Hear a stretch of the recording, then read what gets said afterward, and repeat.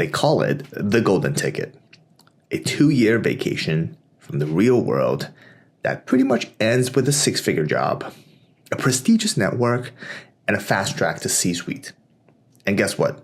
I was sold on this marketing. I bought that ticket.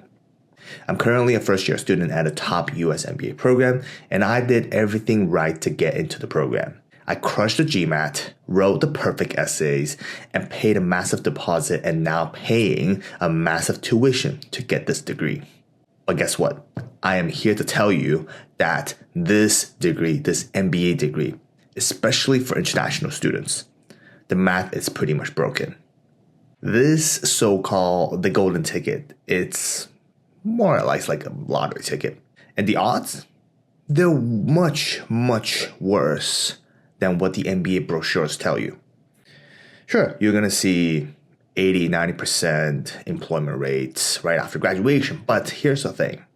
We are walking into an economic buzzsaw with a piece of paper that, first of all, cost $250,000. And also, the numbers that you're seeing on these employment reports, honestly, you gotta read in between the lines. And also, there is a toxic social dynamic that nobody really talks about. And for a few other reasons, I truly believe that the value of an MBA degree is quite breaking, and especially for internationals, especially in this age of AI. Let's first start with the hard data. Let's look at the numbers from the recent investment banking cycle at my MBA program. And the number is quite shocking and quite dehumanizing. So there was about, give or take, 70 to 80 people recruiting for investment banking, and a rough 50-50 split amongst domestic and international candidates gunning for IB. So pretty much a couple of dozen on each side. Same grind. We all had to do technicals, same effort, we all studied really hard, but completely different outcomes. And let me show you the numbers. About 20% of internationals got it. So anywhere from 6 to 10. All right. And over 70% of domestics were given offers. And that was about 20 to 30 people. Okay. And so if we're just looking at the numbers, outcomes were vastly different. Of course, you can argue that there could be some language barriers, some cultural differences. But in my opinion, the most insidious factor that everyone is overlooking, especially given this time, is the issue of sponsorship. And at one of the banks, we were effectively told that they were cutting headcounts for internationals by a third. This just goes to show you that the banks and firms in the US right now, they don't really care about you, especially you as an international student, whether or not you're qualified. It's just ruthless. And guess what? It will be more ruthless in the years to come. Now, let me briefly walk you through the process of how I went through this IB recruiting process. Right? In the beginning, we didn't know how the environment was. We thought it was going to be the same thing as last year. But of course, we didn't expect anything that happened, right? Regardless, this IB recruiting process was ruthless. And when the process is ruthless, it stops being professional. It is dehumanizing. I did everything I could. As an international, I did technical prep, behavioral prep, endless coffee chats, immediate responses to requests, because that's what we were told to. I did all of that just to secure another chat. And mind you, every single coffee chat is an interview. And at one point, I realized I wasn't recruiting anymore. I was essentially doing customer support. I had a spreadsheet with tabs for follow-up 1, follow-up 2, follow-up 3, no response, follow-up 4, 5, 6. And I would also send thank you notes within 10 minutes of receiving their email, because speed signals hunger. Not because of professionalism. That's essentially begging with a tie on. And then, guess what? Silence. No rejection email, no feedback, just ghosted. And ghosted is a common theme in MBA as a precursor to what's about to come. It is a special kind of irony that imagine yourself refreshing your inbox at night, only to receive a newsletter from your business school that says, "Oh, remember to take care of your mental wellness."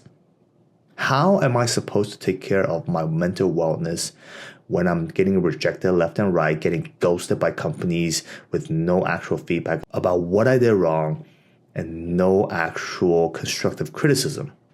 This was a joke. The business school sent tips about mindfulness while presiding over a recruiting system, recruiting process that treats you like disposable commodities. They discard you just like that. So that was a little bit about my recruiting cycle for IB. And obviously, I didn't land. Yes, I am a bit salty, but I did learn a lot, and I realized this really wasn't it for me. But that's not the most toxic part. There was another part, which was the social part, that was even more dangerous, more insidious. Okay, so when people talk about the ROI, the return on investment of an MBA, they always mention about, the power of the network. Everyone tells you that your classmates are going to be your greatest asset, but what they don't really tell you, in fact, is what happens to that asset when you have a few bad apples in the basket. First of which, the atmosphere of an MBA program, of any MBA program, is incredibly high school-like. But here's the twist. It is high school, but it is for 30-year-olds who never really learn how to socially interact with one another. It makes it almost impossible for them to act in a professional, mature manner. So let me tell you exactly what had happened. Okay, I experienced this nasty, unprofessional, fake network firsthand. So as an international student, I would naturally gravitate toward my cultural community. I wanted safety. So I actually met a bunch of people who I thought they were, potentially my good friends. And I joined that circle of safety because deep inside, I wanted the safety. I wanted to speak the same language as them, and I wanted to fit in. But here's the thing. These the community will quickly turn into cliques. And when you have cliques, it becomes incredibly political. New groups formed. Smaller chats spun up elsewhere. Dinner plans that exist in rooms in which you cannot see. And if a person who didn't want you around was going to those parties, well, good luck, you simply weren't invited. And that's how people get pushed out from a so-called safe community without anyone saying any word out loud. So I watched my own community, or so I thought was my community, turn into a gated club. Friendships were destroyed, no mature communication, just absolute stonewalling, distancing, and ghosting. Sound familiar? Yeah, ghosting is a common thing in this MBA program. Everyone put on a mask, pretending everything was normal. And the fallout, the aftermath of which was even more toxic. I watched people form smaller and smaller micro cliques, not because of friendship, but really, they formed these cliques to consolidate their standing. Now imagine being exiled from your community at the exact moment that your IB recruiting cycle hits its peak. You're left standing alone, trying to piece together why you got ghosted by your peers while begging not to be ghosted by banks. I spent those months in a small college town putting on a suit and a fake smile for networking events while I was internally crashing. I realized that the network isn't really a safety net. This community was not something I could rely on. It was a caste system. But honestly, all of these, the bad recruiting, the toxic cliques. Really, when you take a step back and look at the grand scheme of things, it's all just symptoms of a bigger problem. And this is the part where no one, especially anyone in the MBA program, wants to admit. Even if the economy rebounds, this degree, the value of an MBA is just not there anymore. And the curriculum that we're learning in the MBA program, it's completely laughable. We're sitting in a classroom learning about the 4 Ps of marketing and the frameworks from 2010 while the outside world is automating the entire department. Earlier in the year, I tried to use AI for a group project and my classmates pushed back. They wanted to do it the traditional way. Oh, AI is plagiarism. We shouldn't be doing so. They were scared of it.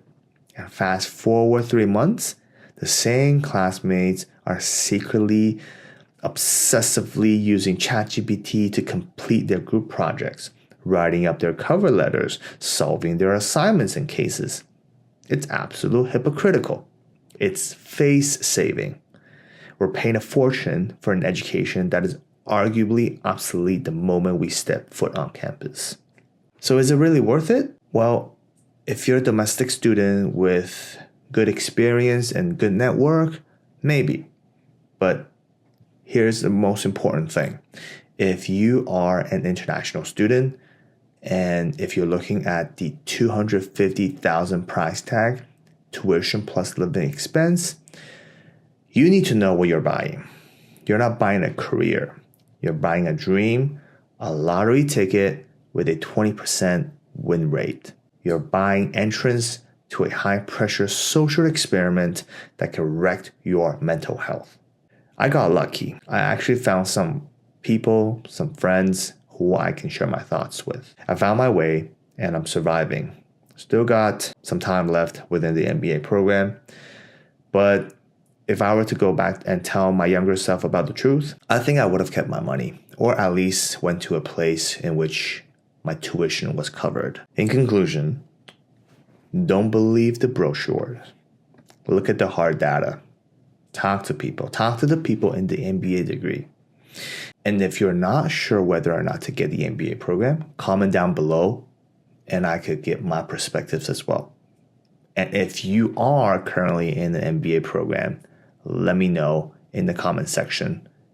We should probably chat about this. All right, thanks for watching. See you soon.